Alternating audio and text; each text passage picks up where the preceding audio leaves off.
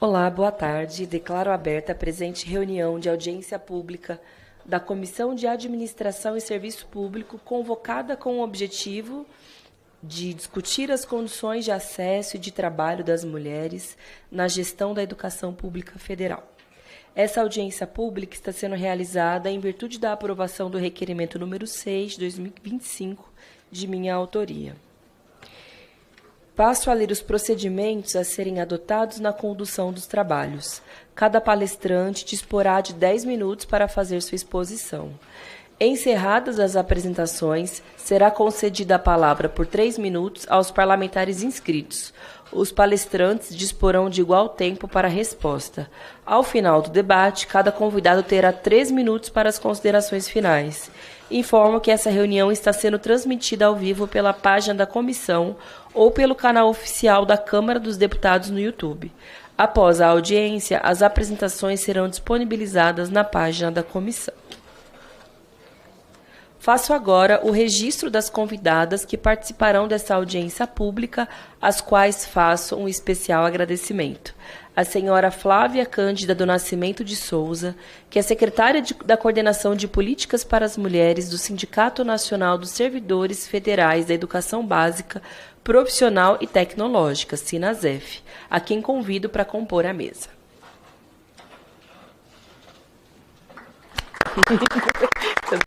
Vamos bater palma.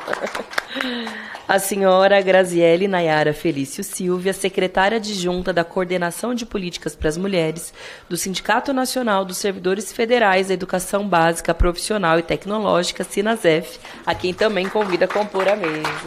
Obrigada a você.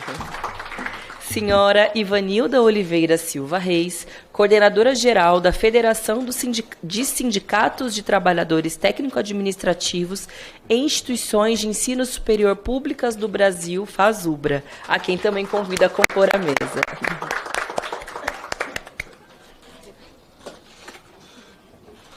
Senhora Bianca Cristina Zupiroli, coordenadora da Mulher Trabalhadora da Federação de Sindicatos de Trabalhadores Técnico-Administrativos e Instituições de Ensino Superior Públicas do Brasil, FASUBRA, a quem também convido para compor a mesa. Aqui está meio apertadinho, mas vai caber todo mundo. O pessoal que trabalha na comissão deu um jeito aqui de dispor todas as cadeiras para a gente se encaixar, exato. Senhora Caroline de Araújo Lima, primeira vice-presidenta do Sindicato Nacional dos Docentes das Instituições de Ensino Superior Andes SN, a quem também convido para compor a mesa.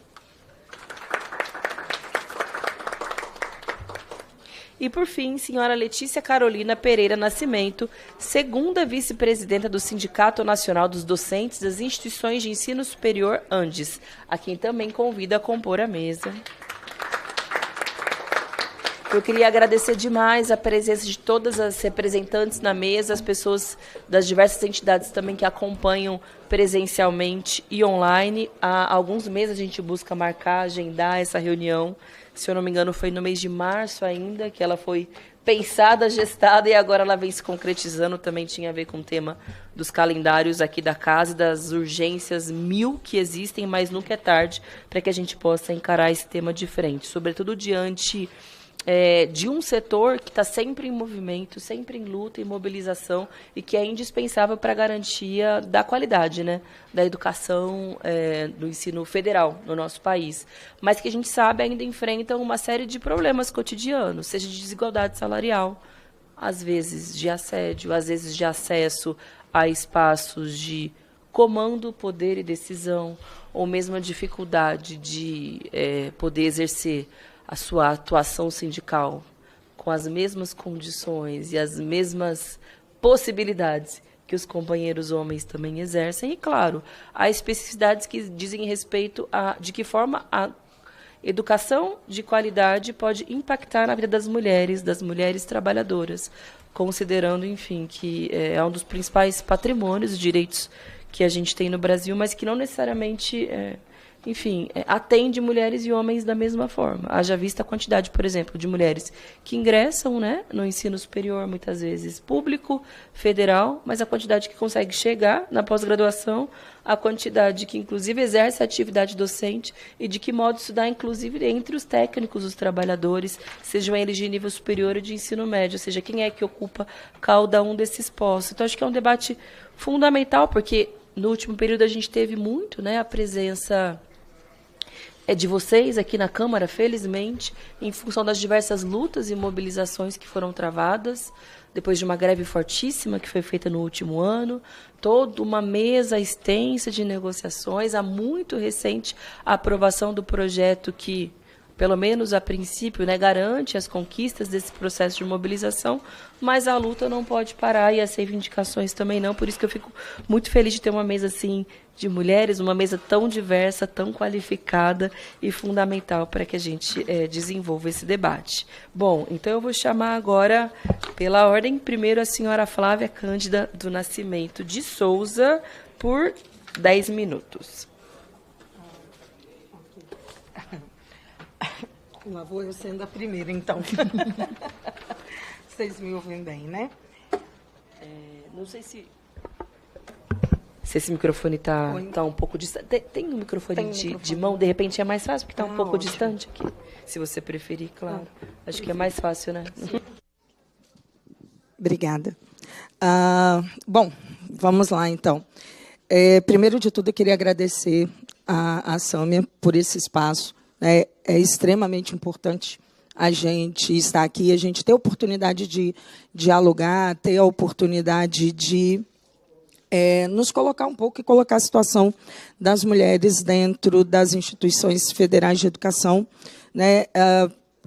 E, assim, vou acompanhar a Sâmia no sentido de também estar muito feliz com as companheiras que dividem essa mesa comigo, que são companheiras de luta que a gente está sempre se encontrando. Algumas a gente já se encontrou hoje cedo, né? Porque continuamos na luta sobre diversos assuntos. Agora a gente tem a questão da reforma administrativa, que é muito urgente, né? Então, estamos lutando por diversas pautas, mas a gente não esquece a pauta das mulheres dentro do serviço público, porque é muito importante para nós, né? Eu sou secretária nacional de Política para as Mulheres, divido a pasta com a Graziele, e dentro da nossa atuação no sindicato, uma das coisas que a gente tem lutado muito é exatamente para entender o papel e o lugar das mulheres dentro das instituições federais, assim como dentro das instituições sindicais, e quais são as questões que dificultam o acesso, o trabalho, a ascensão dessas mulheres na carreira, e como que a gente pode minimizar esses problemas e, com isso, facilitar o acesso das mulheres, não apenas à carreira federal, mas também a espaços de gestão dentro dessas carreiras, né? E, enfim, diante disso, a gente começou, desde o ano passado, uma série de atividades dentro do sindicato para poder buscar entender o papel dessas mulheres, e temos buscado também dados para poder entender qual é o tamanho da participação das mulheres nessa gestão da educação federal. E aí, hoje, então, eu fui dar uma revisada nos dados do painel estatístico de pessoal, do Observatório de Pessoal do Governo Federal, e aí tem alguns números que são interessantes para trazer. Primeiro, né, nós somos 1.215.710 servidores federais, né, sejam eles de administração direta, autarquias ou fundações. Né, desses, 41,8% são mulheres. No MEC, nós somos 37,51% dos servidores federais, e dentro do MEC as mulheres correspondem a 48,4%, né, dos servidores. E aí isso já desperta atenção se a gente considerar que, dentro da população brasileira, a gente tem um percentual de 51,5% de mulheres. Então, embora a gente tenha uma maioria da população formada por mulheres, essa proporção não se mantém quando a gente observa os servidores federais. Obrigada. E quando a gente analisa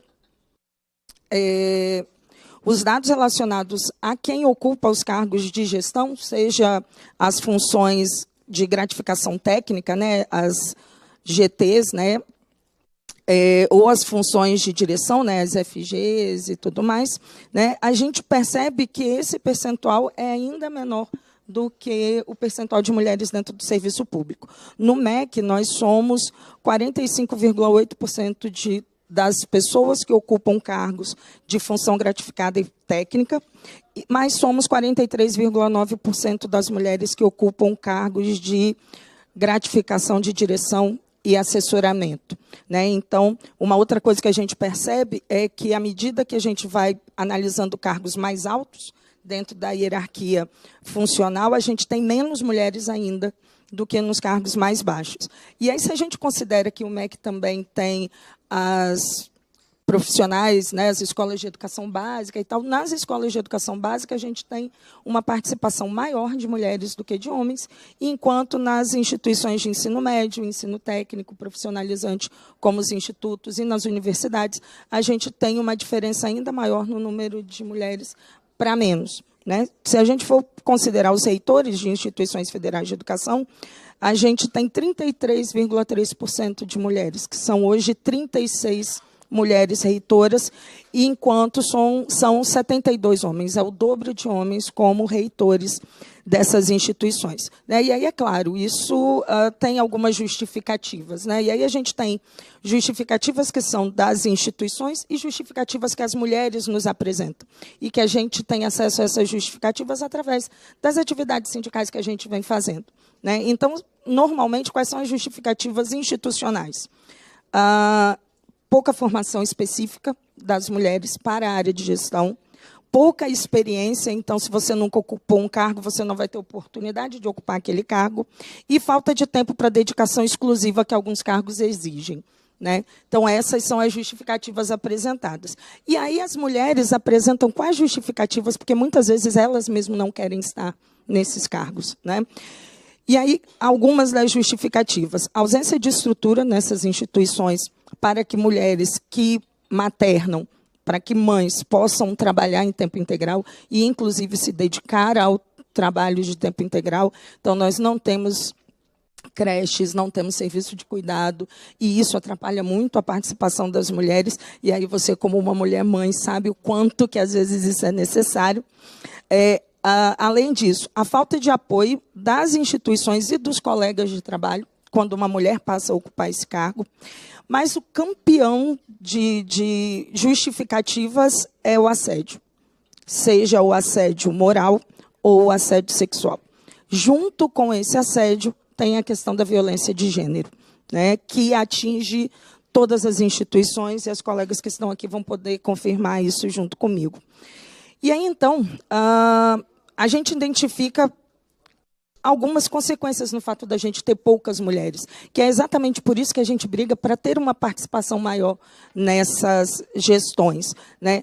Enquanto a gente continua tendo uma gestão formada majoritariamente por homens, algumas situações que são importantes mudar não mudam dentro das instituições federais de educação. Por exemplo, a gente não tem uma preocupação com as especificidades das mulheres dentro dessas instituições, nem dentro dos locais de trabalho que essas mulheres vão ocupar. Sejam aqueles locais de trabalho de área técnica, sejam de formação superior. Assim como a gente não tem considerado as especificidades das servidoras. Então, a gente nunca tem uma discussão, por exemplo, sobre a importância de você ter uma creche, sobre a importância de você pensar os horários de entrada e de saída do trabalho, considerando o horário que as crianças entram ou que saem das escolas, né? Essa discussão não existe porque a gente tem uma maioria de homens que normalmente tem outra pessoa que faz isso para eles, e essa pessoa que faz isso é uma mulher, né? Além disso, a gente reproduz a estrutura machista e misógina que a gente tem dentro dentro da sociedade, dentro dessas instituições federais. E a gente reproduz a sociedade machista que a gente já tem e não permite que essa sociedade mude, porque não existe a discussão sobre isso dentro dessas instituições. Bom, os estudantes que são formados, eles são formados a partir dessas premissas que reproduzem o machismo, então esse machismo continua sendo reproduzido dentro dos ambientes de trabalho e, com isso, é reproduzido também dentro da estrutura da nossa sociedade, né? E aí, então, diante disso, a gente pensa em como mudar essa realidade, e essa é uma das discussões que a gente tem feito dentro das nossas atividades sindicais. E a gente identifica algumas coisas. Primeiro, a gente precisa de uma política de incentivo para que mulheres ocupem cargos de gestão, com cursos de formação e também com campanhas de incentivo mesmo para que essas mulheres tenham a possibilidade de ocupar esses cargos. Mas, para que elas ocupem efetivamente, a gente precisa também de uma estrutura física e de uma estrutura de apoio, especialmente para as mulheres que maternam, né? A gente precisa do desenvolvimento de uma política efetiva contra o assédio nos locais de trabalho. E isso em todas as atividades de mulheres que a gente faz, essa questão é levantada, a importância de se combater o assédio, seja moral, seja sexual, em todas as instituições. E, por último, a construção de políticas afirmativas, incluindo dentro dessas políticas a possibilidade de cotas de participação de mulheres nas gestões, né? E aí, então, qual é a importância, né, ou como que a Comissão de Administração e Serviço Público pode nos ajudar dentro desse processo, que eu acho que é uma das questões importantes que a gente precisa discutir aqui. Então, acho que o primeiro ponto é o que está sendo feito nesse momento, que é a gente ter o espaço para discussão. Então, pautar essas questões é muito importante, né, mas também é importante que sejam propostas ações de incentivo e de ampliação do número de mulheres nas gestões, né, seja através da formação ou de campanhas específicas de incentivo, né, e também de a proposição de políticas que minimizem as situações, problemas que as mulheres vivem dentro dos locais de trabalho, né. E, por último, e eu acho que essa é a nossa maior intenção nesse momento, é nos ajudar na construção de uma política efetiva de combate ao assédio e à violência de gênero dentro das instituições federais. É isso, muitas das coisas que eu falei, minhas colegas vão poder detalhar um pouco mais. Eu agradeço muito a oportunidade da fala. Excelente, Flávia, muito obrigada. Só uma observação, eu fiz várias anotações, mas ontem eu estive na Universidade Federal do ABC para participar de uma mesa, de uma discussão sobre gênero. Antes, um pouco do recesso, eu estive também na Unifesp, ambas em São Paulo, em Guarulhos e outra em São Bernardo.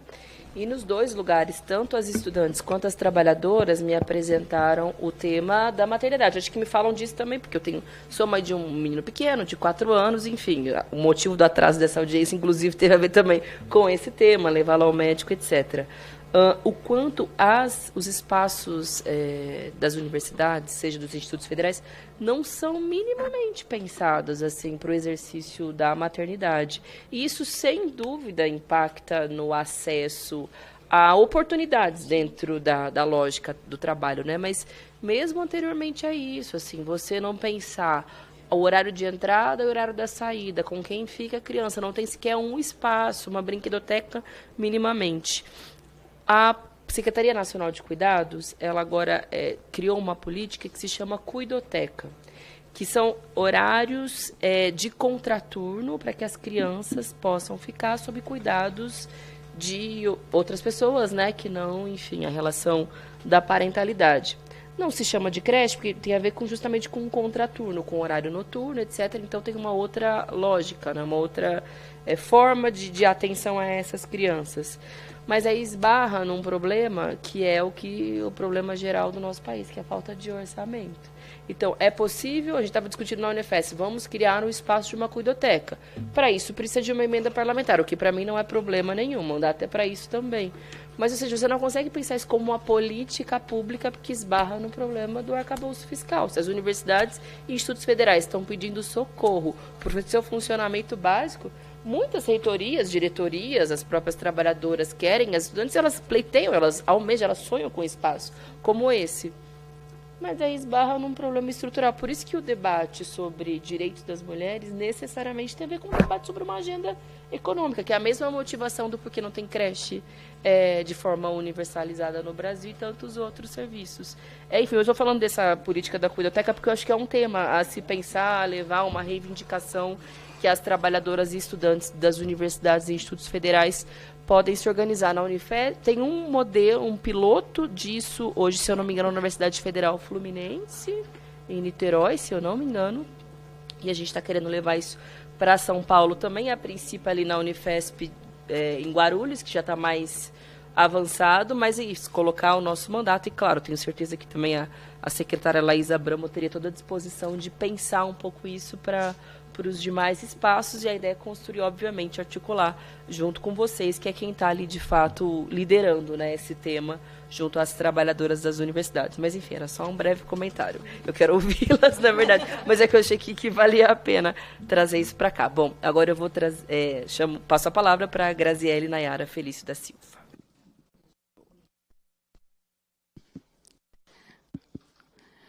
Tá ligado? Sim. Primeiro, agradecer a Sâmia. Boa tarde a todas e todos. É um prazer estar aqui hoje, nessa tarde de terça-feira, uma terça-feira aí que sucede um dia importante, histórico para a gente, uma segunda-feira ontem feliz, acho que para a grande maioria que está aqui, se não a maioria. E dizer que bom que eu posso estar aqui, né, hoje falando isso e não estou presa em minha residência. Mas vamos lá. Com a boca fechada. E nem com... então. É o favor, eu não estou entendendo. Não estou com a minha boca fechada. Também posso usá-la livremente hoje para falar de um assunto que é tão caro e tão importante para a gente, que é o debate sobre as mulheres, né? Agradecer ao mandato da Sâmia, que eu posso dizer com muito orgulho que é uma deputada que representa o estado que eu moro.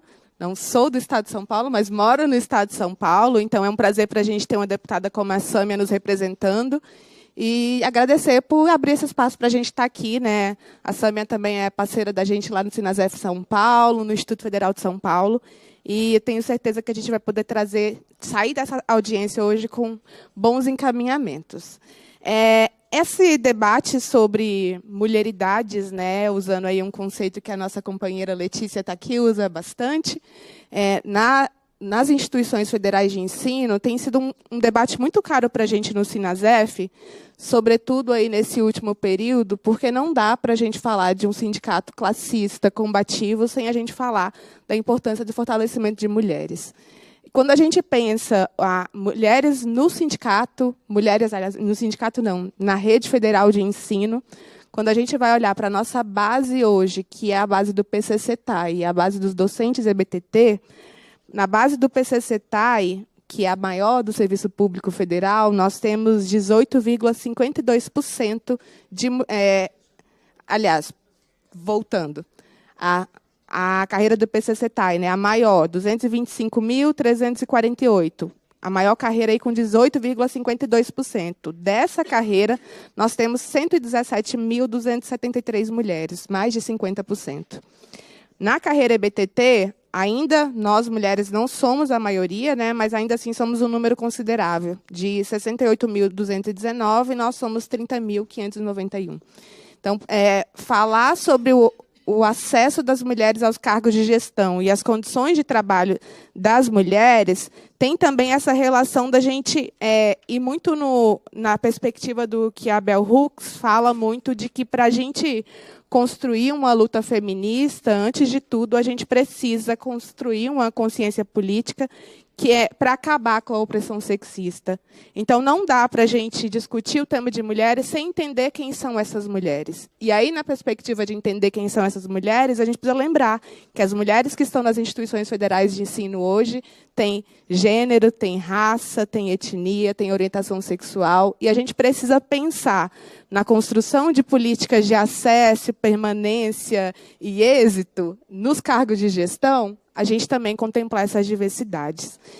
E aí, é um desafio gigantesco falar em 10 minutos, tanta coisa que a gente tem para falar, mas tentando destacar um pouco e dando seguimento àquilo que a Flávia trouxe, quando a gente foi construir a nossa fala aqui para a audiência, a gente fez o levantamento de alguns dados. E aí, complementando os dados que a Flávia trouxe, tem uma pesquisadora que é da rede federal, que é uma servidora técnica administrativa, que é a Mariana Mendes, do Instituto Federal Goiano. Ela pesquisa o acesso das mulheres ao cargo de gestão e, recentemente, ela qualificou a tese de doutorado dela e fez um levantamento muito importante é que, nas 110 instituições federais de ensino, sendo 69 universidades, 38 institutos federais, 2 Cefetes e o Colégio Pedro II, se a gente for analisar numa perspectiva histórica, como marco histórico aí, 1920, 87% da história dessas instituições foi ocupadas por homens. Apenas 12% da história dessas entidades, 12,7%, ocupados por reitoras mulheres. E aí um dado muito importante aqui, lembrando essa perspectiva da gente trabalhar a diversidade de mulheridades, 1,% de mulheres são mulheres negras. Então, quando a gente pensa as 110 instituições federais, não dá para a gente pensar que são instituições historicamente masculinizadas no sentido da gestão. E aí é um contrassenso, porque quando a gente vai estudar a educação, pensar a educação enquanto uma política pública inserida no conjunto da sociedade, das relações sociais, há também questões de relações de gênero que atravessam a educação. Ssó que aí também é uma contradição. Quando a gente vai para a perspectiva da educação básica, os dados do INEP de 2024 mostram que 80,6%, se eu não me engano, das direções das instituições são mulheres. Mas, no ensino superior, o dado é diferente. O dado aí agora eu já me perdi aqui nas minhas anotações, mas ele é um pouco mais de 30%. Então, a gente tem um contrassenso, né? Enquanto na educação básica a gente tem uma feminização aí da educação, no ensino superior a gente tem o contrário. A gente tem, nas áreas vinculadas às ciências humanas, a gente tem aí essa feminização, mas nas ciências exatas não. Geralmente são homens que estão nesses espaços. E aí, no âmbito das áreas de gestão, geralmente as mulheres estão em posições de subalternidade e os homens em posições de liderança. Tá? E a gente entra aí no desafio, né, que um pouco nessa linha do que a Sâmia traz. Como a gente vai pensar as nossas instituições para garantir que as mulheres tenham condições de trabalho dignas, se são instituições que, historicamente, estão sendo pensadas e geridas por homens? Nós sabemos que existem muitos homens que são companheiros de luta nosso no cotidiano, mas a gente sabe também que a nossa sociedade é machista e é muito difícil desconstruir esses processos. Então, como a gente vai pensar políticas públicas para as mulheres, e aí a gente tem feito no Sinasef uma série de conferências livres para as mulheres, e ontem, na Conferência Livre da Região Centro-Oeste, uma companheira disse: como a gente vai pensar políticas públicas para as mulheres se a gente está tendo que, primeiro, debater o tema de uma instituição que é pensada e construída por homens? Como a gente vai pensar uma instituição que tenha, e ela inclusive usou uma expressão muito interessante, que é um coeficiente de felicidade interna bruta, se essas instituições são instituições que geralmente nos espaços estão homens, que infelizmente têm aí reproduzido uma série de violências contra nós mulheres? Então, não dá para a gente falar de condições dignas de trabalho quando a gente tem os espaços vazios de mulheres. Não dá para a gente falar de instituições que rompam aí com uma cultura de violência quando a gente tem os abusadores, os assediadores, as pessoas que provocam violências ocupando esses espaços de gestão. Então, a gente precisa mudar esse contexto. E aí, para a gente pensar, acho que a tarefa dessa audiência pública, nesses quase 2 minutos, um pouco menos de 2 minutos que me restam, é a gente pautar o tema no âmbito do legislativo. Então, a gente precisa, primeiro, pensar como nós vamos criar espaços de acolhimento para crianças, como nós vamos criar creches para os filhos das trabalhadoras e das estudantes das instituições federais de ensino. Indo aí para uma perspectiva de que é algo que eu trabalho, sou assistente social. Como a gente vai fortalecer e estruturar políticas de acesso, permanência e êxito, a Política Nacional de Assistência Estudantil nas instituições que garantam que as nossas estudantes possam ficar, concluir os seus cursos e terminar esses espaços de escolarização. Como a gente vai construir projetos de desenvolvimento institucional que constem nele, nos nossos documentos, a importância da gente inserir e valorizar a diversidade de gênero, de raça, de etnia, de orientação sexual nos cargos de gestão. Como? E aí são várias perguntas, eu não tenho nenhuma resposta, a gente vai encontrar junto. A gente vai construir políticas de desenvolvimento de pessoas nas nossas instituições que pensem as condições das mulheres e as suas realidades. Como a gente vai fortalecer os núcleos de gênero, sexualidade, diversidade, os núcleos de estudos afro-brasileiros e indígenas e as comissões interdisciplinares de combate ao enfrentamento ao assédio. E, por fim, a importância da gente construir letramentos de gênero, construir letramentos de racial nas nossas instituições, para a gente fortalecer um feminismo pedagógico e para desenvolver políticas educativas de gênero nas nossas instituições. E, por fim, ratificando o que a Flávia já disse, é fundamental que a gente paute a construção de políticas de combate ao assédio nas instituições. E aí a importância da gente alterar a Lei 14.540 de 2023, ampliando o programa de prevenção e enfrentamento ao assédio sexual e os demais crimes contra a dignidade sexual e a violência sexual, de forma que a gente inclua todas as diferentes formas de violências contra as mulheres, incluindo também aí uma perspectiva de acolhimento jurídico e psicossocial às vítimas, que perpasse também pelas nossas instituições.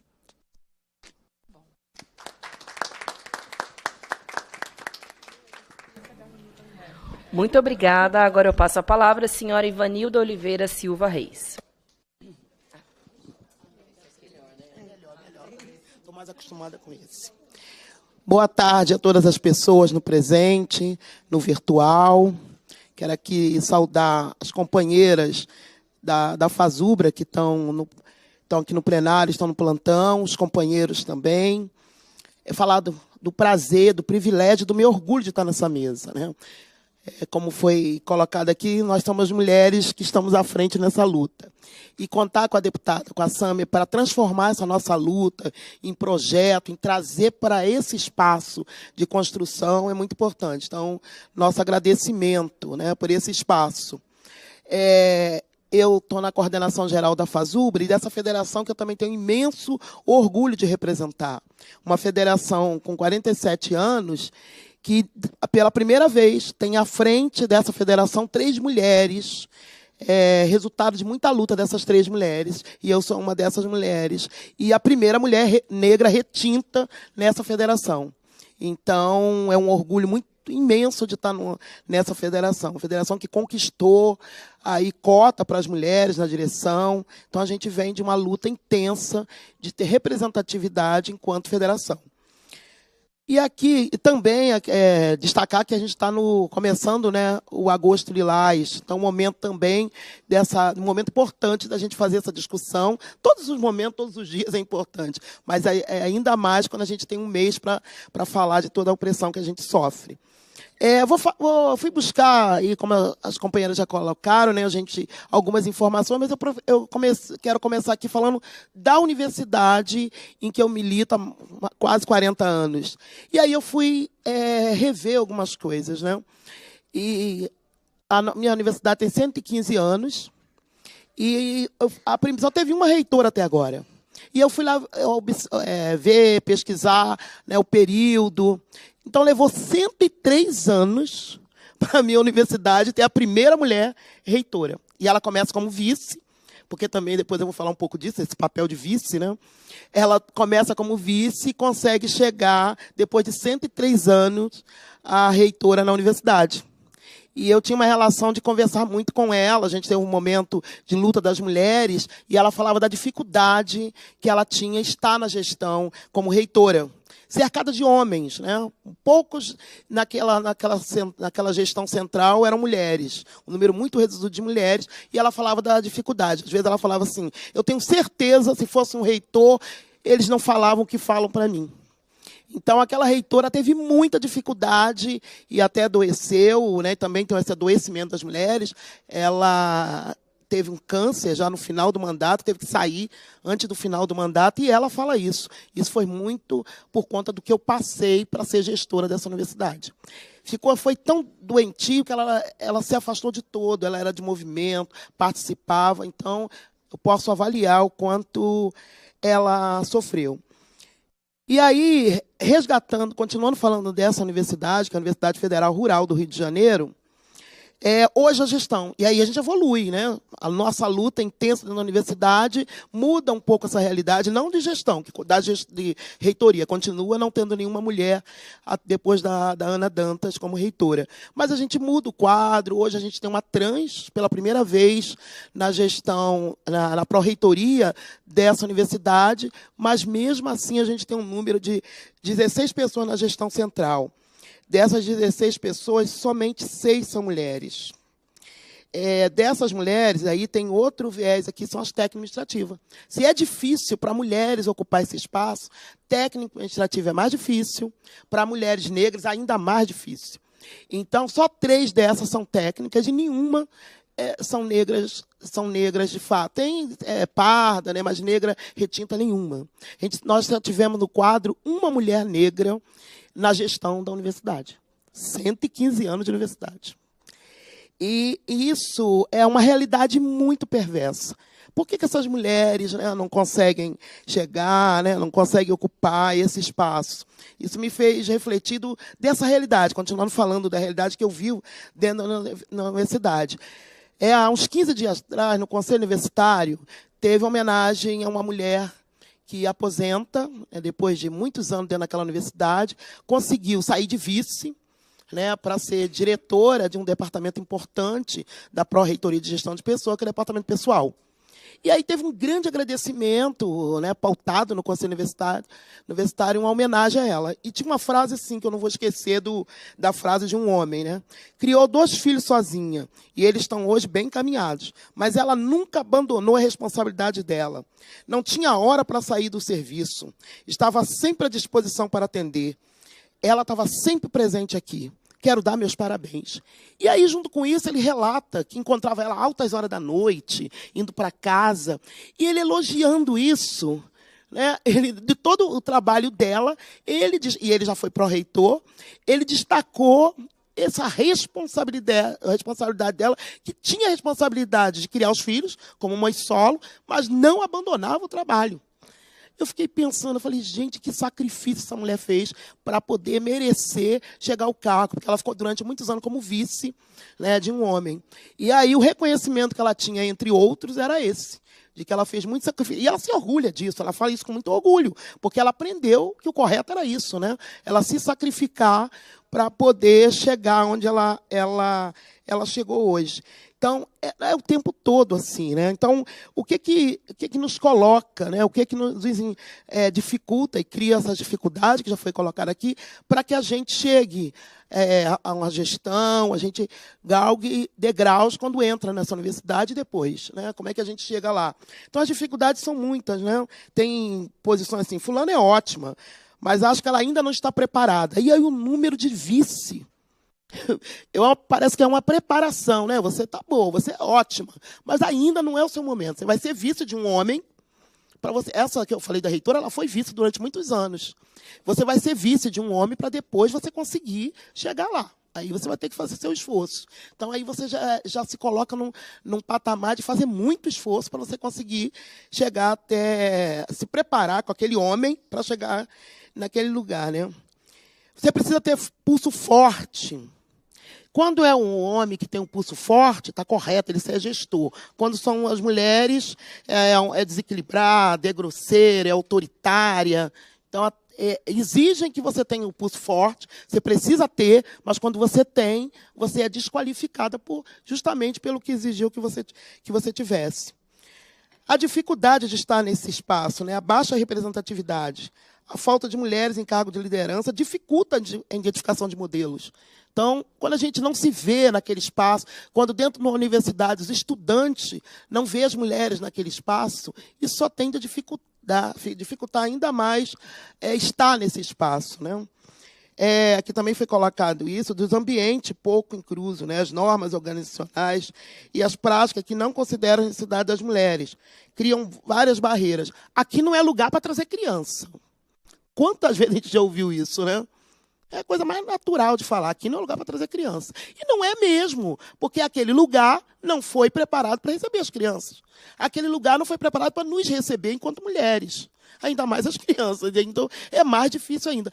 Logicamente, isso vai afastar, né, o peso da responsabilidade que nós nos cobramos, né? Nós somos responsáveis pela família, então nós nos sentimos culpadas em estar dedicando ao trabalho e nossos filhos vão ficar jogados. E os filhos? Então a gente vai vencendo isso, vai lutando, mas ainda é penoso para muitas, né? A resistência dos liderados, né?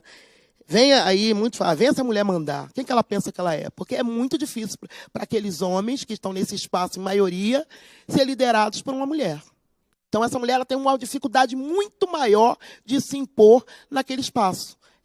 Ela precisa provar o tempo todo que é ela que manda. Eu estava lendo um depoimento da reitora da UNB, que ela disse que teve que, uma vez, tomar o microfone de um homem, porque ela não deixava ela falar, reitora da UNB. Aí ela está escrita lá numa reportagem dela, ela falou assim, eu tive que dizer para ele, você vai falar a hora que eu deixar você falar, que eu permiti que você fale, você não pode falar, não me permitir falar na universidade que eu sou reitora. Imagina o que é isso. Reitora de uma universidade como a UNB. Aí também já foi colocado aqui, a gente vai repetir isso, porque é uma realidade muito penosa, que é a questão do assédio. O assédio colocado como elogio. Nossa, você está tão bonita, nossa, você... E eu achando que aquilo tem que nos elogiar, a roupa que a gente está vestindo. Tem uma colega que fala que ela ficava muito incomodada que ela conseguiu um cargo que os trabalhadores, os liderados dela, achavam na obrigação de ficar elogiando ela todo dia. E quando ela chegava, nossa, ela está tão bonita. Ela, um dia, perguntou assim, quando era o outro chefe, vocês elogiavam assim? Aí ficaram todo mundo olhando assim para ela, porque eles achavam que estava correto eles fazerem isso, que era para agradá-la. Então tinha que elogiar ela todo dia quando chegava, que ela estava bonita, que a roupa que ela estava usando. Então, isso a gente vai... Tá. E a penosa dupla jornada, que já passou de ser dupla, né?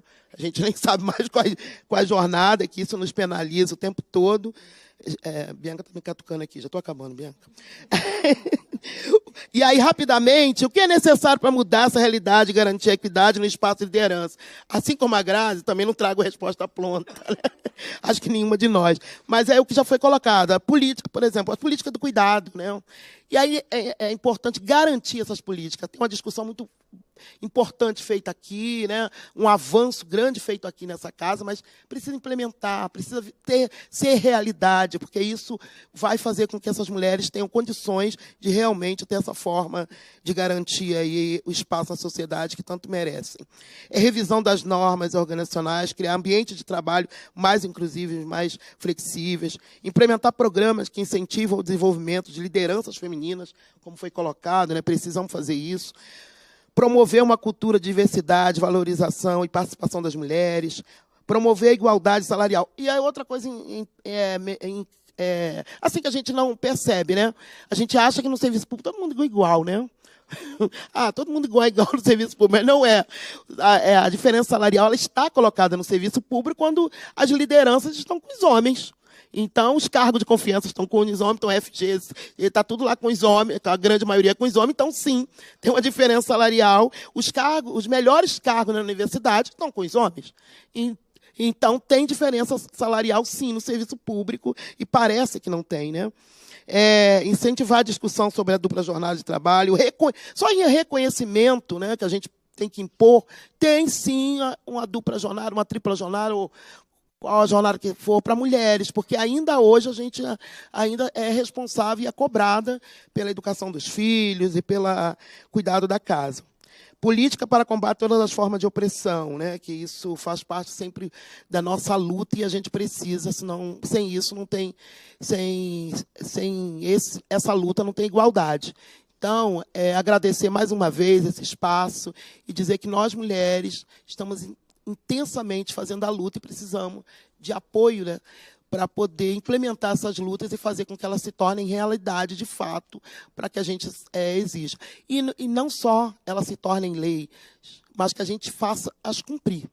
Então, esse é um momento muito importante estar nesse espaço. Quero agradecer muito, porque é uma oportunidade que a gente precisa ter para falar de todas as questões que nos envolvem enquanto mulher e dizer que a gente tem competência, tem responsabilidade e condições de estar em qualquer cargo, porque nós lutamos para conquistar esse espaço. Muito obrigada.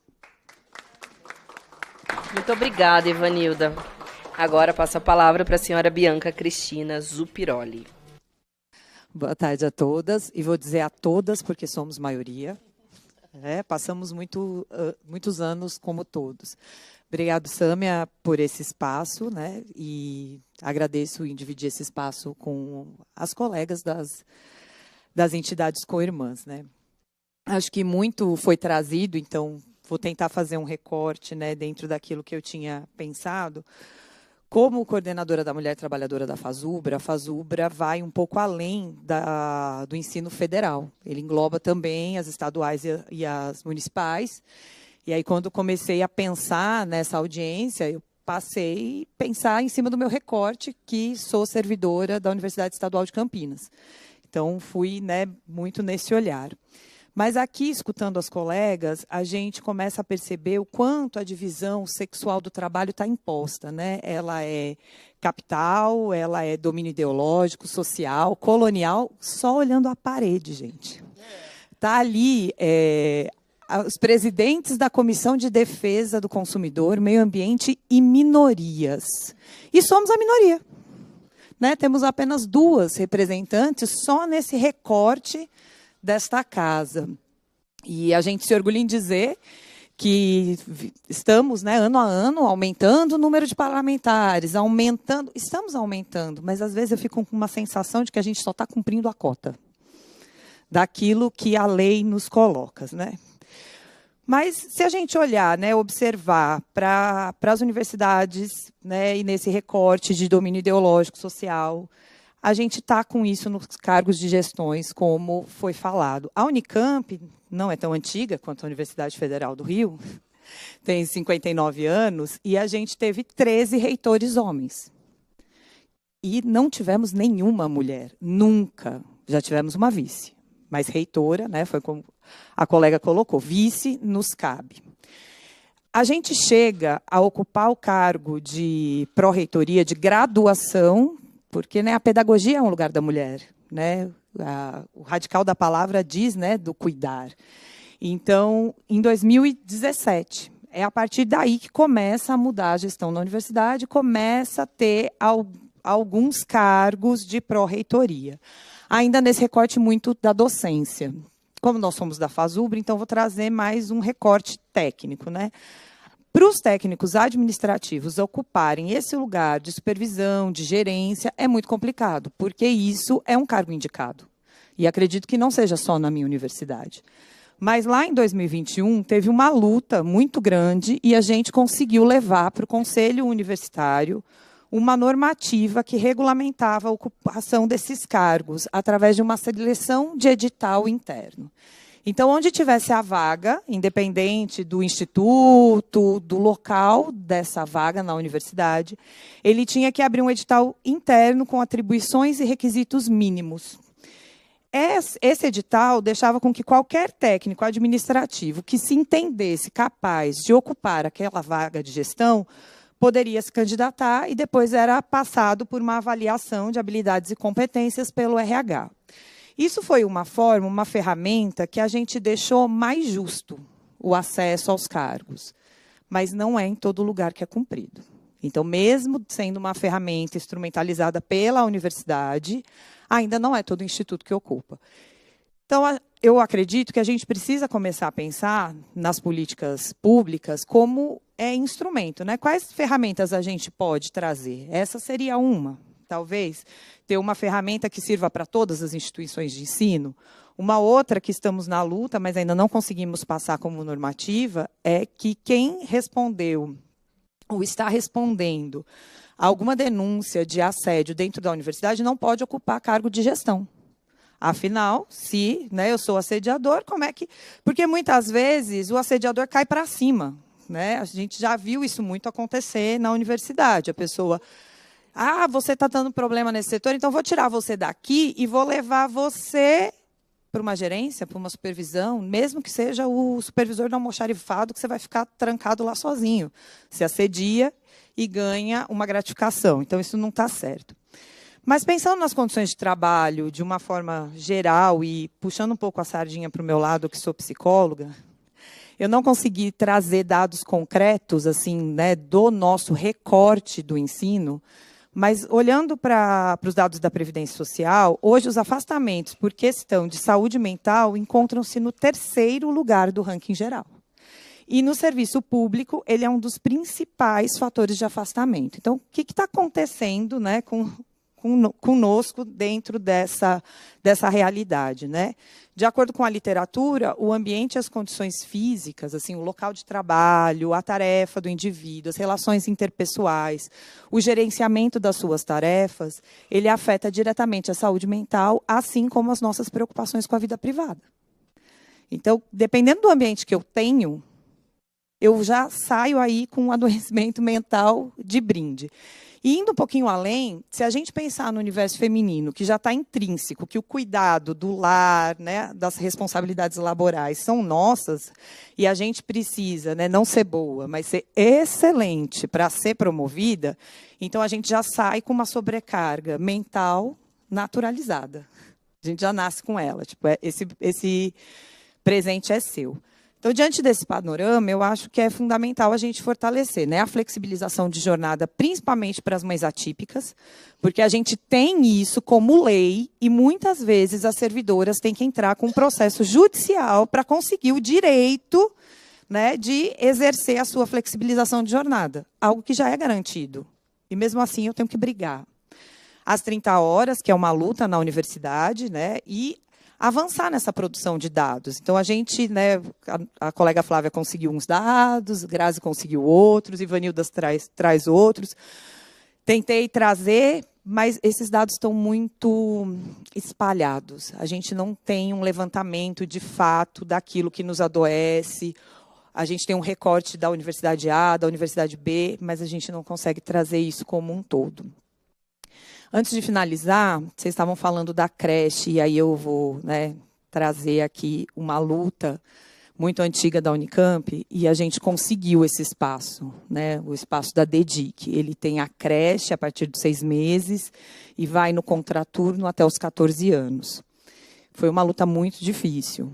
E, realmente, a briga foi muito grande. A gente precisou entrar em parceria com a Secretaria do Estado para conseguir ter a verba para, de fato, formar isso. É um bom espelho, já foi modelo para outras, né, universidades, já foi modelo para a USP também, está sendo modelo para a Unesp, porém, não é ideal, ainda falta, não é excelente, né? Porque as questões dos horários, né, tipo, dos pais que vão deixar a criança, a saída, ainda não é pensado de uma maneira que seja efetivo. Então, a gente fica preso ali no ponto eletrônico, porque a sua jornada começa, mas, às vezes, a criança começou a chorar na porta. E como é que eu bato o ponto e como é que eu deixo a criança sem gerar atrasos? Então, apesar de ter a ferramenta, a política ela ainda não está bem estruturada, né? Eu acho que é isso, eu acho que é imprescindível essa luta pela equidade de gênero, né, que ela seja prioridade nos nossos espaços. E eu acho muito importante que a gente possa, né, através, principalmente do ensino superior, como espaço de formação e produção de conhecimento, trazer essa promoção de uma cultura de respeito, de justiça e de igualdade. Acho que é isso. Obrigada. Muito obrigada, Bianca. Eu não sabia dessa experiência, esse exemplo da Unicamp. Depois a gente conversa um pouco melhor, até para ver como é possível estruturar e tentar, né, se inspirar nesse exemplo para os demais.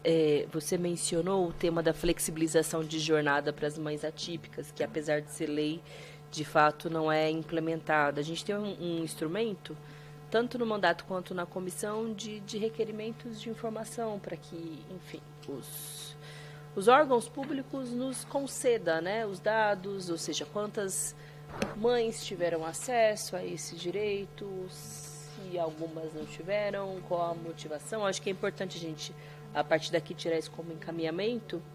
E, se eu não me engano, você mencionou sobre a dificuldade de ter dados sobre o adoecimento, afastamento em função de saúde mental, que é algo que a gente também pode tentar fazer através desse requerimento de informações. Depois a gente conversa melhor com as companheiras da FASUBRA para ver de que modo a gente pode estruturar isso, porque é fundamental que a gente, né, tenha os dados, tenha o diagnóstico para poder atuar. E se é a terceira causa de afastamento no mundo do trabalho no Brasil, sem dúvida, nas universidades a gente vai ter um dado minimamente semelhante. A gente tem relatos, né, de adoecimento grave em questões de saúde mental. Isso precisa ser tratado. E aí também se conecta com o fato que a gente falou anteriormente, né, da Lei 14.540, porque fala de prevenção ao assédio sexual, mas não de assédio moral, que é uma modificação que precisa ser feita na lei, que é um encaminhamento também que a gente pode tocar a partir dessa audiência, né, de fazer essa formulação. A gente também consulta os técnicos aqui da casa para nos ajudarem a fazer essa elaboração e depois eu compartilho junto às companheiras. Bem, agora passo a palavra para Caroline de Araújo Lima. Olá, boa tarde. Tem como colocar para mim o slide? Pronto. Tá de boa aqui.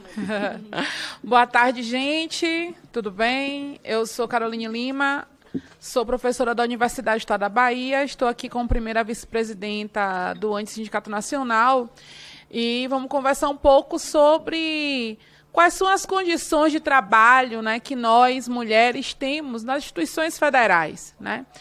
Eu trouxe alguns dados para a gente conversar e aí eu queria iniciar com algumas professoras que passaram ou que estão passando por um processo de exoneração por serem o que são. Quero começar com o caso da professora Jaciara Paiva, que terminou o ano de 2023 recebendo uma notícia no dia 28 de dezembro, às 18h35, que seria exonerada, depois de desarquivar, né, um processo de mais de 5 anos, porque era a principal voz no Conselho Universitário na defesa das cotas. E a campanha Jacifica teve um resultado muito importante, a luta política jacificou. Falar de M, né, a primeira professora travesti do Instituto Federal do Ceará, que também passou por um processo, né, de exoneração e que a luta política garantiu a sua permanência. Falar de Natália, professora da UFBA, que também está passando por um processo injusto, que pode resultar na sua exoneração, mas isso não vai acontecer, porque também estamos lutando, defendendo a professora cotista, né? Também outros casos, como o de Larissa e outras professoras cotistas da UFBA, e, por incrível que pareça, no estado da Bahia, na Universidade Federal da Bahia, a UFBA está se tornando a expressão dos ataques às cotas, né? Hoje a Lei 15.147, foi a Lei 12.990, que garante as cotas raciais nos concursos públicos. Falar da nossa permanência nas instituições federais de ensino é falar da garantia da legislação. É falar, inclusive, que as universidades, institutos federais de Cefet, precisam entender que nós somos diversas, mas não estamos dispersas, como dizia a Marielle Franco. Nós estamos organizadas. E nós precisamos que essas instituições, que também são responsáveis por nós, respeitem a nossa diversidade, a nossa dinâmica, e que ainda, tristemente, temos essa tripla jornada de trabalho. Bem, né, Graça falou um pouco do censo, né, o INEP a cada 2 anos, 1 ano, traz dados sobre como é que está a educação superior.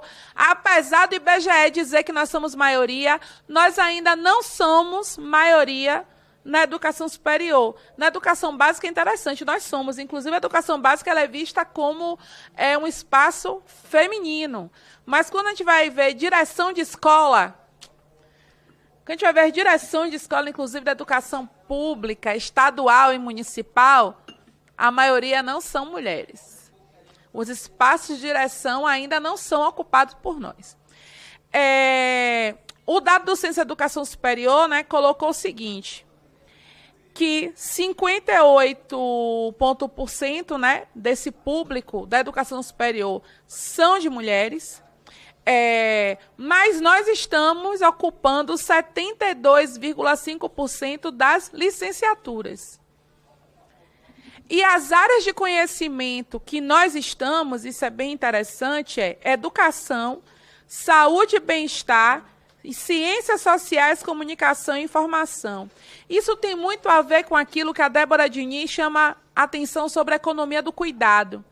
Como a gente internaliza que nós precisamos cuidar do outro de tal forma que isso acaba influenciando na hora que a gente vai escolher uma profissão. E quando a gente pensa aquilo, né, que a gente chama na Universidade de Ciências Duras, as engenharias, né, física e tal, nós ainda somos menores ainda em quantidade, porque todo tempo alguém diz para a gente que a gente não sabe lógica e matemática. Nós somos induzidas a ir para as profissões do cuidado. E esses dados nos interessam. Porque quando a gente pensa a nossa entrada, né, no Serviço Público Federal, nós estamos ocupando quase que os mesmos espaços relacionados ao cuidado. Na pós-graduação, isso é um dado interessante, nós somos maioria, temos a maioria das bolsas pelo censo da educação superior, contudo, nós enfrentamos, e é importante dizer que isso é muito recente, nós enfrentamos uma luta muito grande na pós-graduação, porque a gente ia para a entrevista para mestrado e doutorado, e a banca perguntava se a gente queria ter filhos. Porque na pós-graduação você não podia engravidar, né? Que isso era um problema para a pós-graduação. Depois de muita luta, a gente conseguiu a licença maternidade na pós-graduação.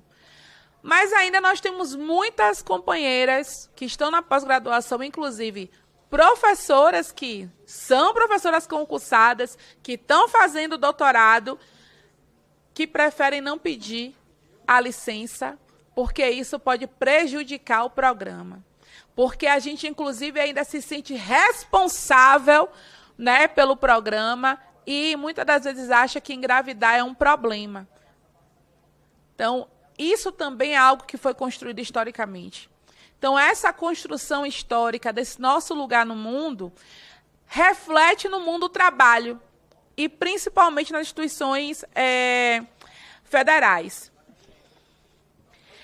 E aí, quando a gente fala das professoras, né? Bem, nós somos 47,2% na educação superior. Ainda somos menos, né?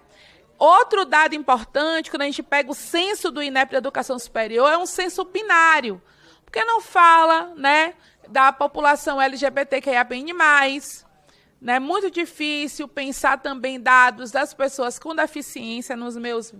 Meu Deus, 3 minutos, vou falar rapidamente. Os dados vão indicar que nós não estamos no espaço de direção, nós somos poucas como pesquisadoras 1A da CNPq, que nós não estamos em muitas áreas, né, de produção do conhecimento, mas quais são as condições do nosso trabalho? Aí a gente está falando de parentalidade. Não podemos esquecer que pareceristas da CNPq e da CAPES, que com certeza eram homens, disseram que nossa licença maternidade nos desqualificava para ser bolsa produtividade. E que o fato da gente parir e tirar a licença maternidade nos desqualificava para produzir ciência.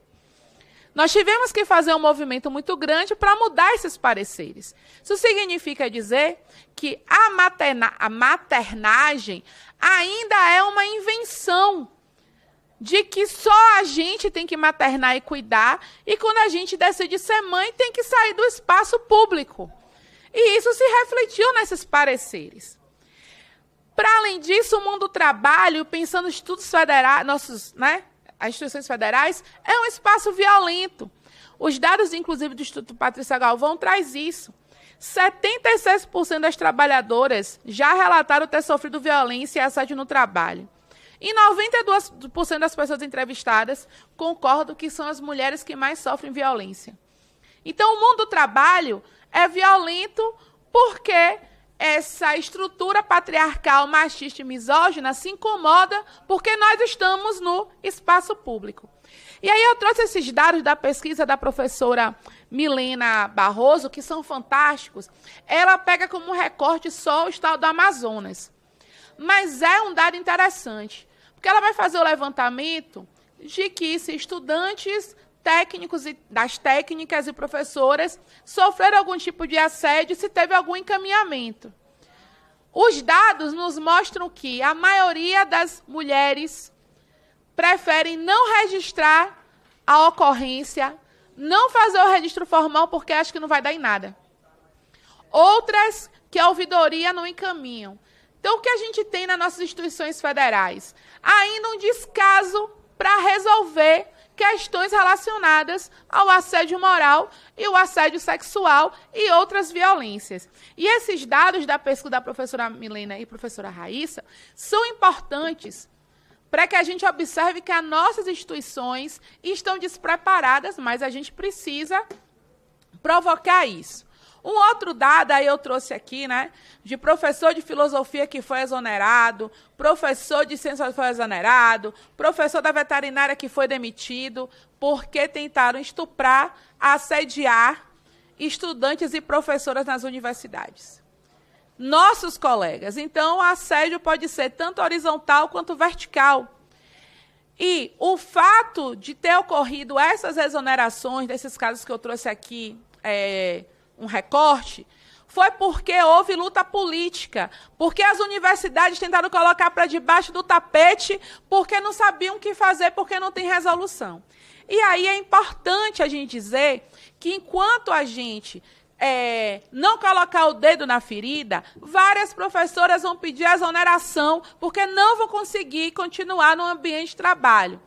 Muito rapidamente, tem que falar das mulheres indígenas, das professoras indígenas, que não aparecem no censo da educação superior.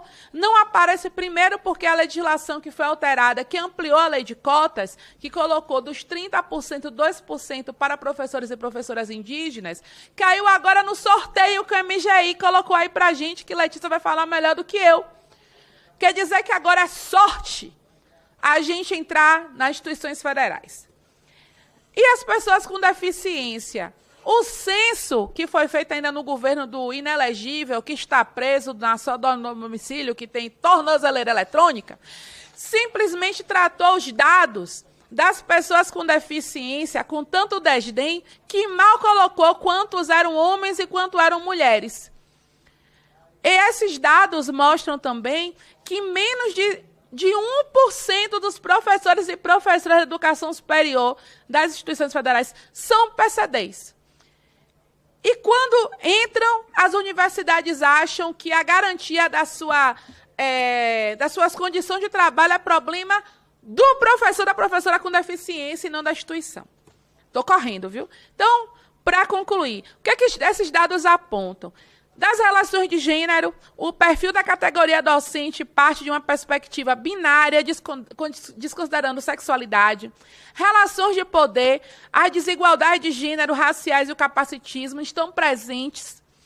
Nossa nação foi fundada e fundamentada nas hierarquias étnico-raciais e de gênero, modelo de corpo perfeito e beleza, logo, capacitista, né? Então, as pessoas com deficiência são colocadas à margem. A idealização da maternagem e as condições de trabalho que são desiguais.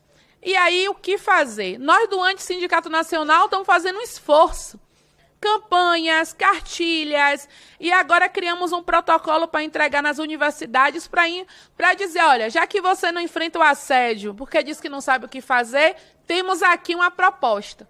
Construímos essa proposta, que foi aprovada no último congresso do Andes, para que essa imobilidade das nossas instituições, elas acabem. Já que o reitor ou a reitora não consegue resolver, nós do sindicato estamos propondo como resolver. E eu acho que com muita campanha, com formação e informação, a gente consegue fazer esses espaços seguros para nós, mulheres, em toda a sua diversidade. É isso, obrigada.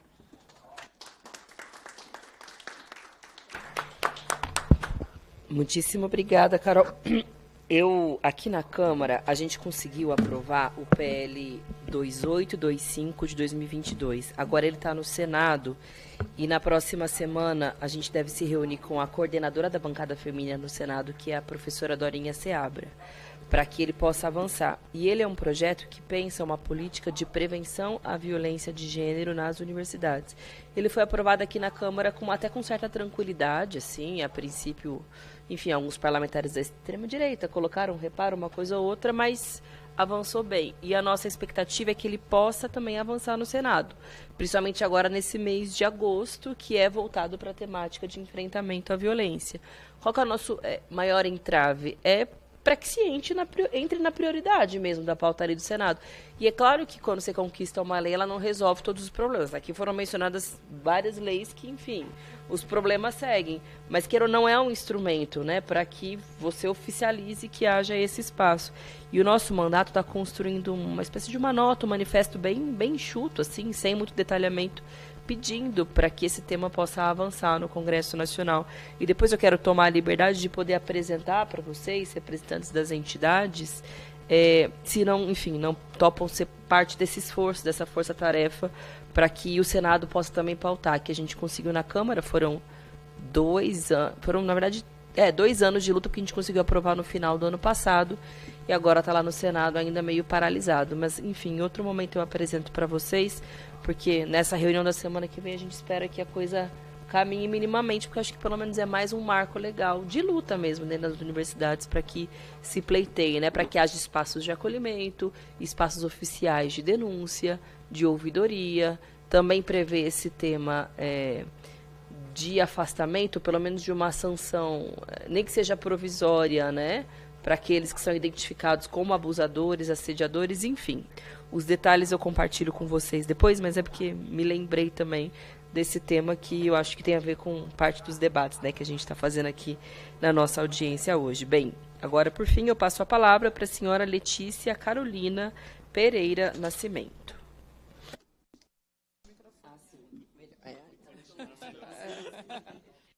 Obrigada. Tá ligado? Tá ok? Tá. Obrigada, gente. Boa tarde a todas, a todes, a todos, né? Saudações feministas, sindicalistas, antirracistas e anticapitalistas. É um prazer estar com vocês. Eu sou Letícia Nascimento, sou uma mulher travesti, negra, gorda e nordestina e atualmente sou segunda vice-presidenta do Antissindicato Nacional. Para não me perder, eu preparei uma fala escrita que vou ler para vocês, mas prometo ler com muita fluidez. Sou pedagoga, então faz parte do nosso métier, uma leitura que convida a atenção, tá? Logo, logo vocês vão lembrar dos anos do ensino fundamental de vocês e vão estar bem quietinhos e ao final ainda vai dizer, obrigada, tia. Saúdo a realização desta audiência pública e agradeço em nome do Antissindicato Nacional a oportunidade de contribuir com esse debate fundamental.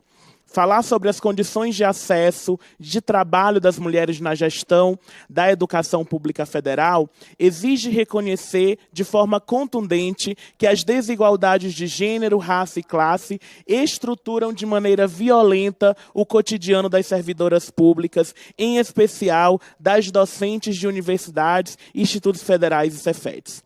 Sabemos que as mulheres são a maioria na educação. Historicamente, o ato de educar foi associado ao cuidado. E este, por sua vez, naturalizado como parte de uma suposta essência feminina. A docência, especialmente, nos níveis iniciais da educação, foi socialmente atribuída às mulheres, como uma extensão da maternidade, como se o cuidar e o educar fossem destinos biológicos e não construções sociais.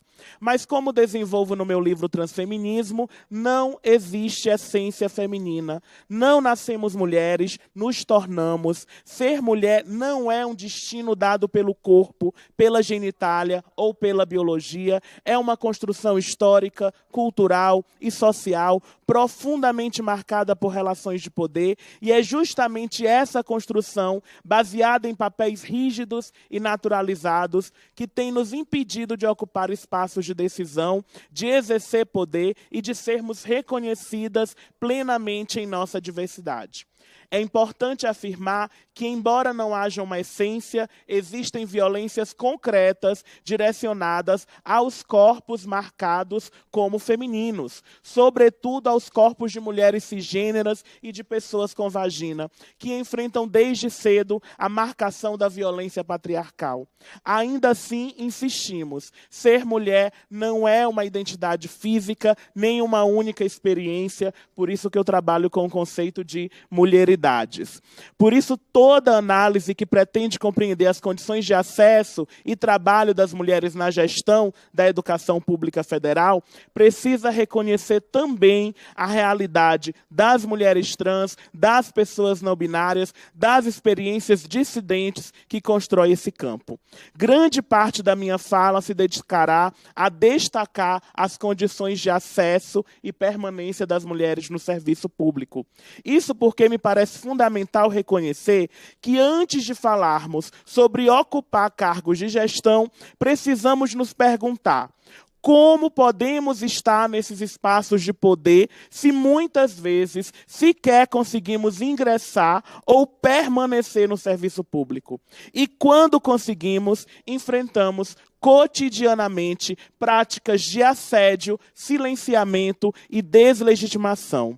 Ainda assim, é urgente debater a presença de mulheres na gestão, porque somente com a ocupação qualificada e comprometida desses espaços por mulheres, especialmente negras, indígenas, trans e com deficiência, é que poderemos transformar as estruturas que nos excluem.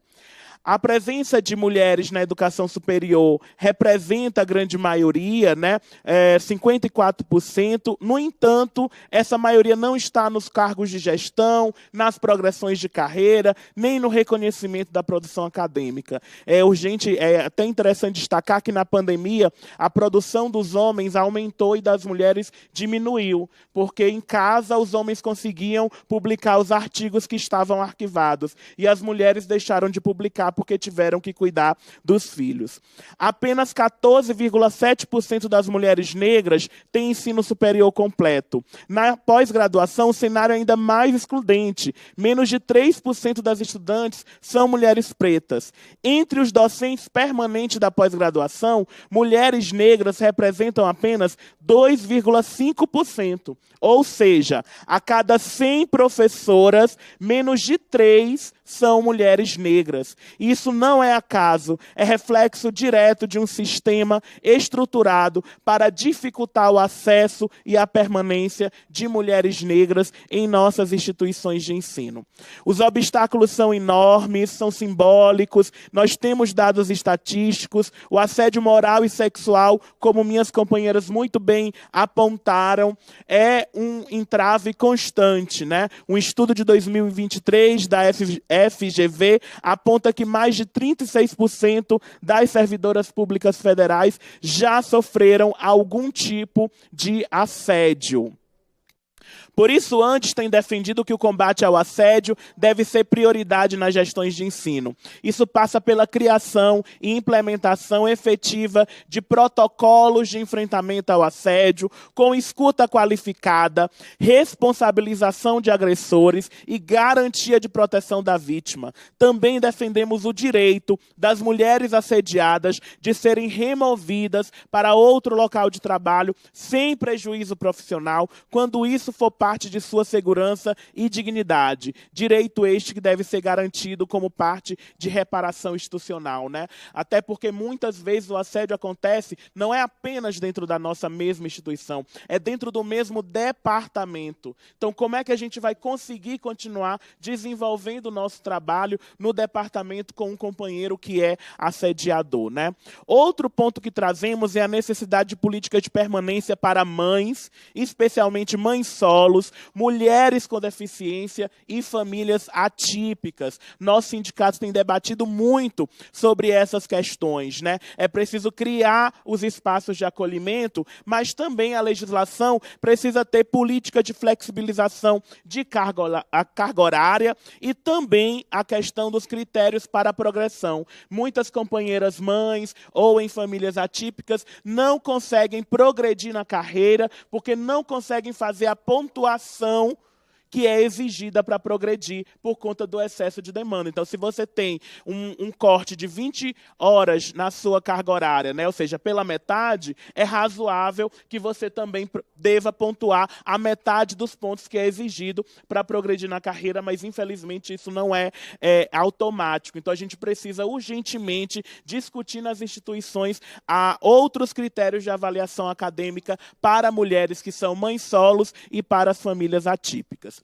Gostaria também de destacar a importância das políticas afirmativas como instrumento indispensável. Isso para as pessoas negras, indígenas, quilombolas, com deficiência, que já estão instituídas pela lei e progressivamente para as pessoas trans. No Andes, nós temos a campanha Sou Docente Antirracista. É uma campanha que reafirma o nosso compromisso com a comunidade negra, em especial com as mulheres negras, e temos denunciado, companheira Sâmia, a adoção do sorteio como um critério para definir as vagas reservadas às políticas públicas. Prática que transforma um direito constitucional em uma loteria administrativa, como alertado pelo Ministério Público Federal. Esse mecanismo subverte os princípios da legalidade, da isonomia, impede a concorrência simultânea nas vagas de ampla concorrência e cotas e esvazia o alcance das ações afirmativas. É importante lembrar que o Supremo Tribunal Federal já reconheceu de forma inequívoca a legitimidade das ações afirmativas como instrumento de justiça histórica e enfrentamento das desigualdades sociais. Direitos não se sorteiam, direitos se garantem.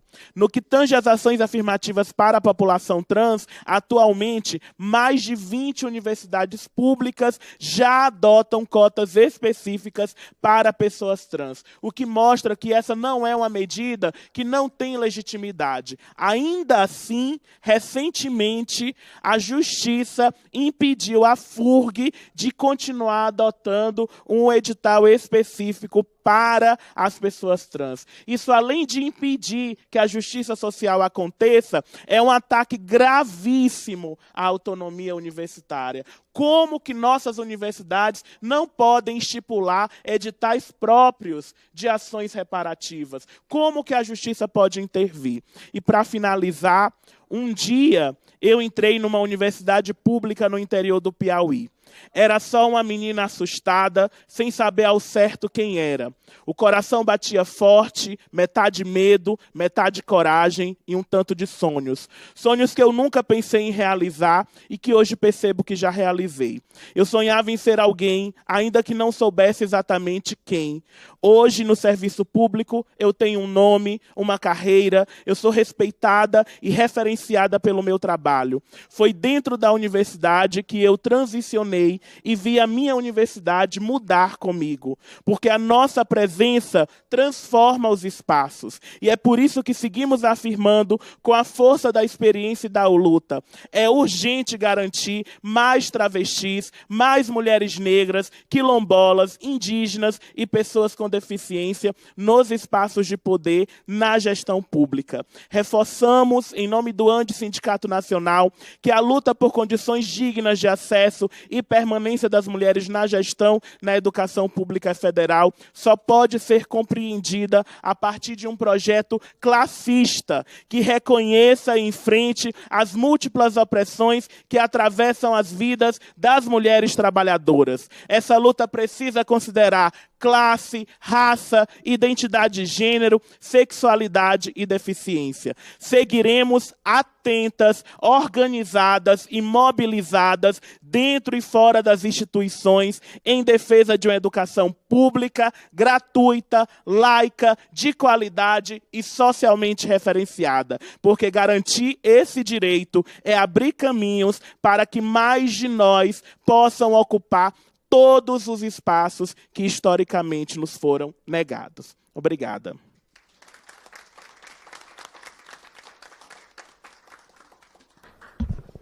Muito obrigada.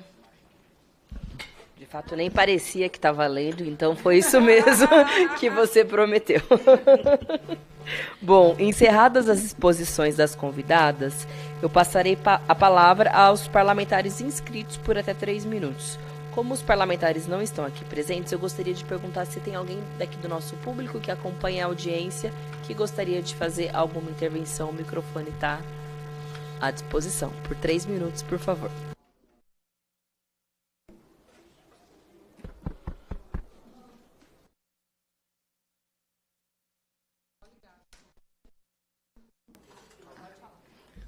Pronto?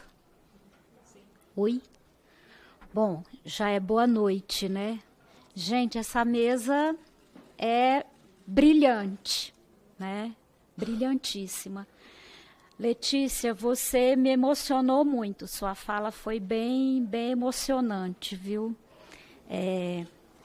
Fico muito feliz em saber que você é piauiense, eu também sou piauiense. Quero parabenizar a cada uma de vocês aí, um evento fantástico. Eu estava indo embora quando eu vi a companheira aqui entrando, aí perguntei para onde ela estava indo, ela falou dessa audiência pública e eu vim até aqui. Bom, eu sou do Judiciário Federal e antes de ser do Judiciário Federal eu fui professora aqui no DF, da Secretaria de Educação. Então, embora eu não tenha essa questão aí de ser mãe, de lidar com os cuidados, eu compreendo muito bem, porque eu vejo, a minha irmã é professora lá em Teresina, e o quão foi difícil para ela, né, os cuidados com a casa, com os filhos, as minhas colegas aqui que eram professoras também, e eu vejo as minhas colegas do judiciário também. No judiciário também as mulheres que são mães, as mulheres que lidam com os cuidados, elas são preteridas nos cargos de gestão, né? Elas não, as funções mais altas, os cargos de chefia e de supervisão também são dados aos homens, principalmente pela questão da maternidade, porque se o filho passa mal na escola, se o pai está em casa, alguém que exige cuidado, não liga para o homem ou liga para o pai, liga para a mãe, o bebê, a criança está passando mal aqui, tem que vir buscar. Então, essa questão de creches, de ter onde as mães deixarem os seus filhos para que elas possam trabalhar e que possam ascender profissionalmente, é uma questão muito relevante. E aí entra o que a Bianca falou também, né? A questão da saúde, a questão psicológica, né? Acaba que a gente não se sente capacitada profissionalmente. E o relato da Ivanilda também foi muito impressionante, né? A mulher nunca podia, ela era muito competente, foi anos vice-reitora, mas ela nunca estava pronta, capacitada para ser a reitora, para ser a protagonista, né? Ela sempre dependia da aprovação do masculino.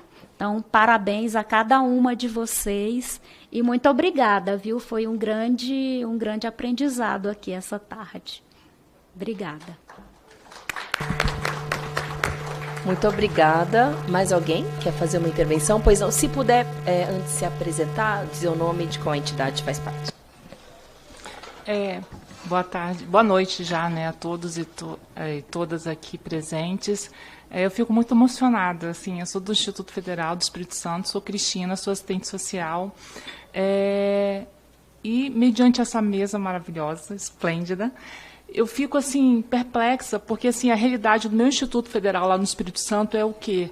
A gente vê, eu chego a me arrepio, vejo muitas colegas adoecidas, síndrome de burnout, depressão, estresse pós-traumático. Por quê? A gente percebe as mulheres numa sobrecarga enorme de trabalho. E, assim, como a Bianca muito bem colocou, a Graziele também, enfim, toda a mesa colocou, a questão do assédio moral, assédio sexual é uma rotina. É presente. Eu posso falar da minha experiência. Eu fui vítima de assédio por um diretor que simplesmente chegou, eu sou assistente social, na minha sala, virou para mim e falou: "Você é bonita". Aí eu fiquei assim, tipo assim, tá aí, né? Cortei. Mas, assim, infelizmente, isso é uma rotina. Tá, deputada? E, assim, a gente não percebe, na prática, uma efetividade das políticas públicas. E a gente percebe o quê? Muitas colegas adoecendo. Eu mesmo tenho problema de saúde mental, tenho diagnóstico de TDAH. E, assim, eu fiquei com receio de apresentar laudo na minha instituição. Porque quem apresenta laudo é retalhado, é perseguido. Então, assim, isso é um desabafo, desculpa a mesa, tá? Mas, assim, enquanto mulher, eu me sinto, assim, acolhida por todos vocês e muito bem representada. Obrigada. Pois não?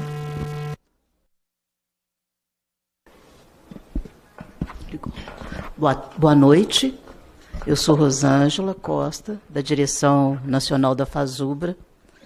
E gostaria também de compartilhar o imenso prazer, né, em estar aqui para esse espaço tão importante, convocado por uma deputada que é nossa companheira, né, também de uma estadual, e sabe do que nós estamos falando, mas é interessante ver que, independente de onde nós estejamos, né, independente do seu cargo, a instituição a qual você se vincula, se você é técnica administrativa, docente ou estudante, né?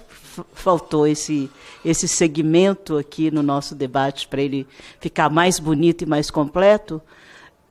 Os problemas, as dificuldades que nós enfrentamos são as mesmas. Então, eu acho que todo momento, primeiro, eu acho que quando as mulheres se encontram, o mundo deve estremecer mesmo, porque a gente não coloca só os nossos lamentos e as dificuldades, mas são espaços, e esse aqui é mais um, de formação, de conhecimento do que as outras estão passando e de como nós podemos nos unir para fazer os enfrentamentos necessários.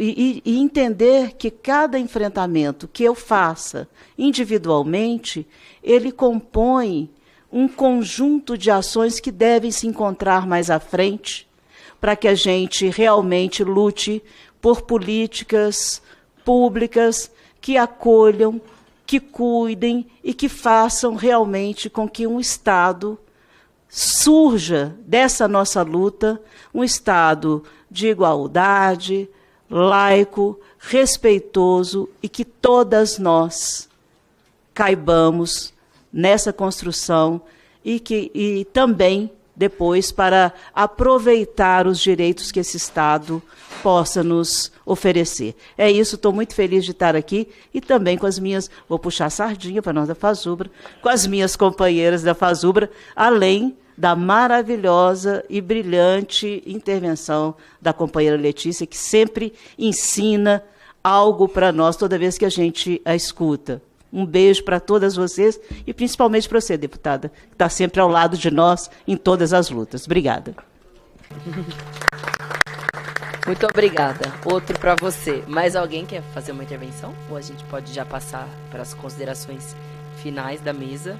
Bom, antes de passar para as considerações finais, então, só aqui mais uma vez registrar que a gente vai dar encaminhamento para as sugestões que foram feitas pelas convidadas no que diz respeito a possíveis alterações na Lei 14.540 de 2023, para também englobar casos de assédio moral, não somente de assédio sexual, como foi conquistado na lei. Para ver se eu não me esqueci de nada, né? Levantamento de dados sobre adoecimento e afastamento em razão de questões relacionadas à saúde mental para os trabalhadores e, sobretudo, trabalhadoras, né, das universidades e institutos federais, porque esses dados não são disponíveis e é fundamental que a gente tenha esse diagnóstico mais bem acabado. Encaminhar iniciativas no sentido de criar espaços de acolhimento, creche, enfim, estruturação, né, para as mulheres mães trabalhadoras nos espaços também universitários, para garantir de fato acesso, permanência e êxito, né, nas atividades acadêmicas, bem como políticas de incentivo para que se acesse a cargos de gestão, proposição de política de cotas nesses espaços para que de fato, as mulheres possam chegar e permanecer também, né, nesses espaços de gestão e permanecer, sobretudo, em função também dos casos de assédio, de perseguição que foram aqui relatados. Aliás, registrar também a nossa solidariedade. A gente acompanhou algum desses casos, se eu não me engano, sobretudo do Espírito Santo, mas conte com o nosso mandato para demais encaminhamentos, pressões e luta política para não deixar que isso, né, seja naturalizado e que essas companheiras sejam vitimadas por perseguição. Tem algum barulho? Não tem? Sou só eu que estou ouvindo? Tá. Tem algum barulho... Falar com o pessoal da técnica do som. Tem algum barulho aqui pegando que a gente está escutando? Eu ainda estou ouvindo. Eu ainda estou ouvindo também, enfim, falar com o pessoal da técnica se puder ver o que está acontecendo, porque eu fico um pouco desorientada quando tem algum barulho enquanto eu estou falando ao mesmo tempo. Mas, enfim, tenho dificuldade de prestar atenção quando... Imagina, com um filho de 4 anos, como é que isso acontece? A vida é assim, porque faz barulho o tempo todo. Mas vamos em frente. Enfim, se tiver algum outro encaminhamento ou sugestão, o nosso mandato está à disposição para acolher e tocar adiante. Bom, sem mais delongas, vou passar para as considerações finais das convidadas, por 3 minutos. Para a senhora Flávia Cândida do Nascimento de Souza. O problema estava, no caso, no meu próprio microfone, porque eu desliguei para... Tá ligado aqui? Ok. Bom, então eu vou acompanhar minhas companheiras de luta, as que estão aqui na mesa e também as que estão na audiência, no sentido de destacar o quanto que é potente esse tipo de espaço e o quanto que é bom a gente estar entre mulheres para poder discutir questões relacionadas a mulheres. E como é diferente até o clima que a gente tem aqui. A gente teve momentos onde algumas companheiras ultrapassaram o tempo de fala, e isso não foi um problema em momento nenhum. A gente, ao longo da mesa, a gente foi relaxando no sentido de que a gente não precisa se preocupar de errar, porque estamos aqui dentro de um espaço seguro. E aí, assim, nós temos uma plateia predominantemente feminina, mas não dá para eu deixar de destacar também o quanto que é triste a gente ver que as questões relacionadas às mulheridades não interessam para os homens, seja dentro do sindicato, seja no espaço político como a Câmara dos Deputados.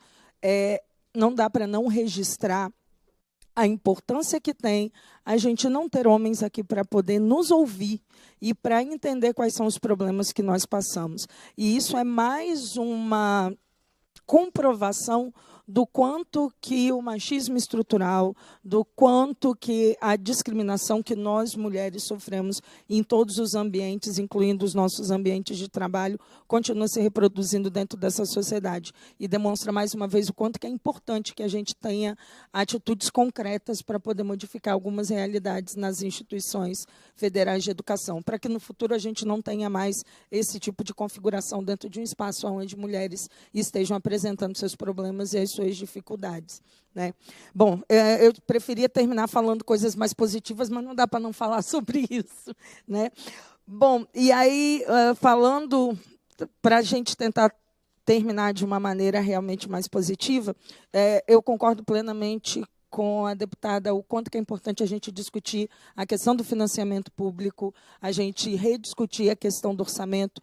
Hoje em dia, tanto as instituições quanto o governo federal são reféns das emendas parlamentares, e o quanto que é importante que a gente tenha bons parlamentares que tenham o mandato a nosso favor, mas o quanto que faz falta que a gente tivesse um orçamento próprio que fosse capaz de financiar políticas públicas para resolver os problemas que nós precisamos, né? Então, não dá para a gente discutir a questão da mulher sem a gente discutir a questão da soberania, a questão do orçamento e a necessidade de reconstituir os poderes que a gente tinha e que foram tirados por tensionamentos políticos que não dá tempo de falar sobre eles. Mas é isso. Muito obrigada pela oportunidade mais uma vez.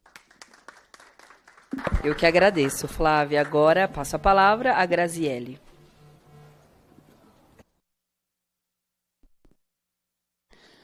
Bom, vamos lá. Tentar, em 3 minutos, fazer uma síntese das 1000 abas que estão abertas na minha cabeça e das 1000 coisas que eu estou pensando depois desta audiência, né? Mas acho que eu saio daqui hoje com um sentimento de felicidade interna bruta,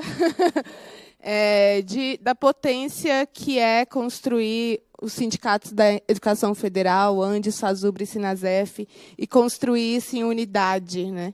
Construir isso em solidariedade de classe. Entendendo que as nossas pautas sindicais elas perpassam por um espectro que vai muito além da carreira, né? Vai muito além de salário, mas vai também no debate de combate às opressões. E, nesse sentido, a gente tem muito orgulho de defender mesmo um sindicato que o combate às opressões é não um norteador, mas um horizonte, tentando desconstruir a minha fala, mas é um horizonte para a construção das nossas práticas. E essa audiência pública, ela mostra a importância da gente construir esses espaços que garantam, né, a união de forças, a união de recursos e uma solidariedade política para fortalecer a luta contra as opressões. Então, o tema do acesso das mulheres nos cargos de gestão e das condições de trabalho, embora ele pareça, à primeira vista, específico, ele não é, porque ele atravessa as nossas condições de mulheridades, as instituições, sejam elas estaduais, sejam elas federais, mas atravessa as nossas condições de trabalho. E, atravessando as nossas condições de trabalho, isso tem que ser pauta recorrente para a gente, nesses espaços, seja na Câmara dos Deputados, no Senado, mas também no âmbito aí dos nossos sindicatos, das nossas instituições.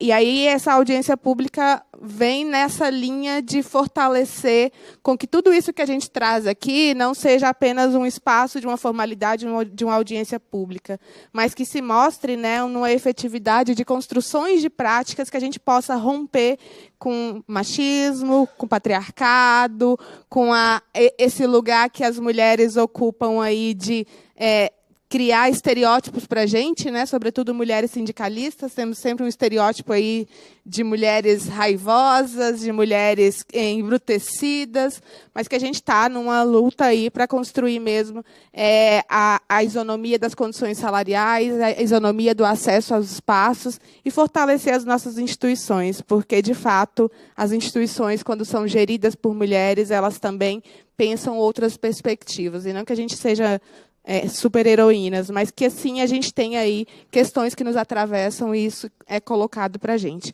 E aí, para finalizar a minha fala, de novo, agradecer ao mandato por permitir esse espaço e que a gente continue, né, em unidade, Andes, FASUBRA e Sinasef, junto com os mandatos progressistas dessa casa, construindo aí políticas públicas efetivas. Muito obrigada. Agora eu passo a palavra a Ivanilda. Eu vou sujando o negócio. Obrigada. Então, agradecer muito esse espaço, que tenhamos mais espaço, porque a nossa luta segue, né? Então, temos muitas pautas a discutir. E aí falar para a companheira, a gente precisa muito desse acolhimento, a gente precisa ter espaço em que a gente fale, né, nas nossas demandas, para que sejam resolvidas. Então, é isso mesmo, tem que ter essa preocupação, né, de onde, principalmente no espaço como nós estamos aqui, e a gente tem que fazer com que esses espaços aconteçam nas nossas instituições. É muito difícil fazer isso, mas a gente precisa trazer esse espaço de acolhimento. Nós, mulheres, precisamos nos apoiar, porque se a gente tem tantas dificuldades, nós enfrentamos tantas dificuldades, nós precisamos, sim, entender essa necessidade desse apoio, né? E nem sempre é assim, né? Infelizmente, a maioria das vezes não é assim.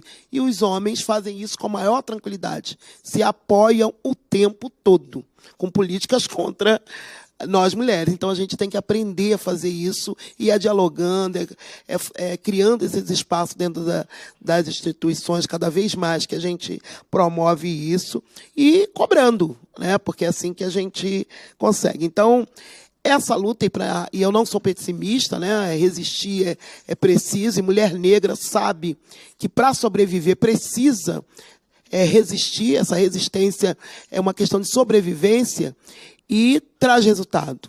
Estar aqui hoje, estar podendo falar, ter esse espaço, é resultado de muita luta, de muito enfrentamento. Estar com as minhas companheiras, né, aqui nessa mesa, estar com a deputada que abraça e entende a necessidade de estarmos juntas nessa causa, é resultado de muita luta.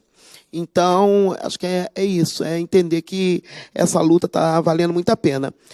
E aí traz aqui, para finalizar, falar da nossa luta, que foi colocada pela deputada Sâmia, da nossa greve. Então, a gente fez uma histórica greve, mas a luta ainda está colocada, porque o acordo de greve ele não foi cumprido integralmente. Então, foi quando foi colocado aqui na mesa da questão da carga horária, por exemplo, a gente não conquistou as 30 horas. Né, uma demanda importantíssima de valorização dos técnicos administrativos que a gente não conquistou. Estamos lá, estamos brigando.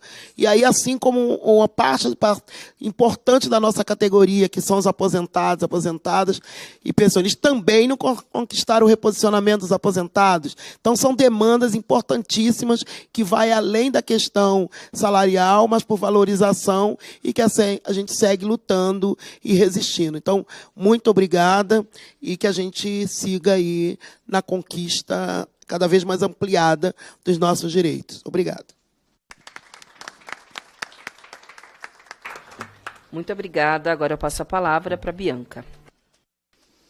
Acho que eu estou um pouco meio igual a Grazi, assim, com um monte de aba aberta, né, sem saber exatamente por onde. Mas, primeiro, queria dizer para as companheiras, né, que fizeram intervenção que eu sinto muito pelas questões sofridas, né.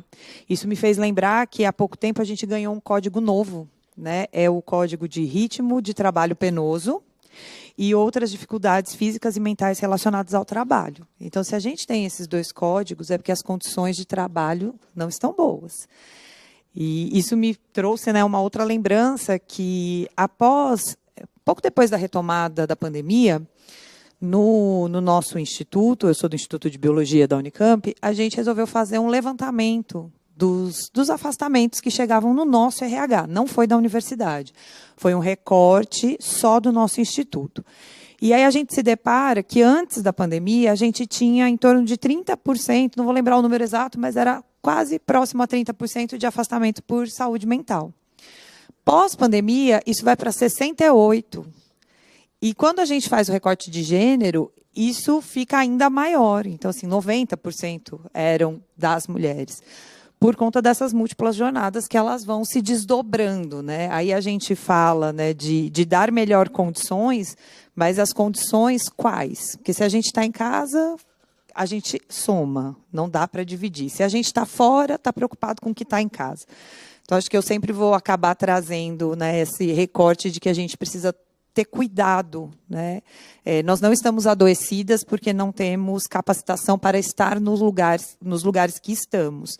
Estamos adoecidas por conta da sobrecarga. Ninguém nos ajuda, cada um tem que fazer a sua parte. Então, acho que a gente precisa partir desse pressuposto, e acredito que ferramentas são, acho que um instrumento que a gente pode se pautar, né? Quando a gente tem uma lei, Mesmo que a gente tenha que pegar a lei e dizer, olha, está aqui, vamos brigar por esse espaço, eu acho que é o melhor que a gente tem a fazer, né? Me lembrei disso pelas mães atípicas. Pelo menos elas conseguiram a lei. Tem que brigar ainda? Tem, mas está lá. E essas melhores condições, e esse acesso à gestão, como é que a gente pode instrumentalizar isso? Então, muito obrigada, né, às minhas colegas, muito obrigada à Sâmia por esse espaço, que a gente possa aí construir conjuntamente novas ferramentas. Muito obrigada, Bianca. Agora passa a palavra a Caroline.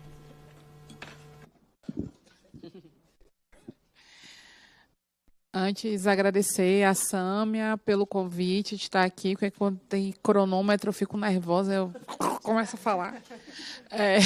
Agradecer pelo convite, por esse espaço. Eu acho que essa audiência hoje demonstrou que nós estamos aqui para ocupar tudo e não vamos recuar nenhum milímetro, né?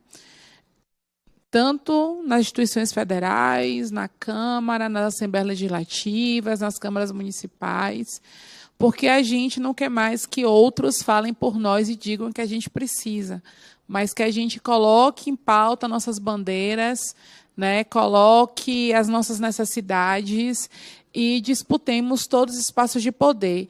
E acho que algo importante que a gente precisa sair dessa audiência é que não basta ser mulher para nos representar. E eu acho que a expressão hoje dessa casa, né, da Câmara, deixa isso muito evidente, né, de ter mulheres da extrema-direita contra os direitos sexuais e reprodutivos, contra a justiça reprodutiva, contra, né, que a gente tem igualdade de salário. Então, significa dizer que a gente precisa pensar qual é o projeto político que essas mulheres defendem. E é fundamental, né, que Sâmia permaneça aqui, mas que outras Sâmias venham, para que a gente ocupe ainda mais esse espaço com um projeto de sociedade anticapitalista, anticapacitista, antimachista, anti-LGBTfóbico, né, e que pense principalmente o fim das desigualdades sociais. Estamos, né, no mês aí da visibilidade lésbica, então é bom falar de Marielle Franco novamente, presente, uma mulher negra, lésbica, ocupou a Câmara, que em menos de um ano de mandato foi executada por representar o que representava. Claro, não tem também como deixar de falar da Marcha Nacional das Mulheres Negras, que vai acontecer aqui em Brasília em novembro, e pensar a memória de Antonieta de Barros, que foi a primeira parlamentar negra, e que inaugurou um espaço para que outras mulheres negras estivessem aqui fazendo debate, pautando a luta antirracista. E quero finalizar a minha fala dizendo o quanto as mulheres quilombolas continuam vulneráveis, né? Mãe Bernadette morreu por defender o território na Bahia, por defender também as religiões, né, de matriz africana, por pensar as mulheres negras nesse território. Donana também faz a mesma coisa no Quilombo Quingoma. Então, assim, são lideranças que correm risco todos os dias. São mulheres que estão no espaço de liderança de poder e que a gente precisa continuar lutando para que a gente não perca mais companheiras, mas que a gente continue formando mais lideranças para que a gente tenha, finalmente, uma outra perspectiva, né, de mundo e de país aí para o próximo período. Obrigada novamente pelo convite, pela participação de todo mundo. Muito obrigada. Agora passo a palavra à Letícia. Então, agradecer em nome do Antissindicato Nacional, o mandato da companheira Sâmia, por oportunizar essa possibilidade, né, de debate, as nossas parceiras, né, de sindicato, da FASUBRA, do Sinasef, que também estão sempre conosco em defesa da educação pública, né, de qualidade. Temos ainda aí um acordo de greve a ser cumprido, então o tempo todo estamos nos vendo em atividades, né, temos aí uma reforma administrativa para barrar, temos aí um plebiscito popular para tocar, né? Então, são muitas atividades que nós estamos envolvidas de maneira coletiva, né? Como a mulher travesti, negra, aprendi desde cedo que os nossos passos, eles vêm de muito longe, né? Fui criada por uma mulher preta. Nós queremos ocupar vários espaços de poder.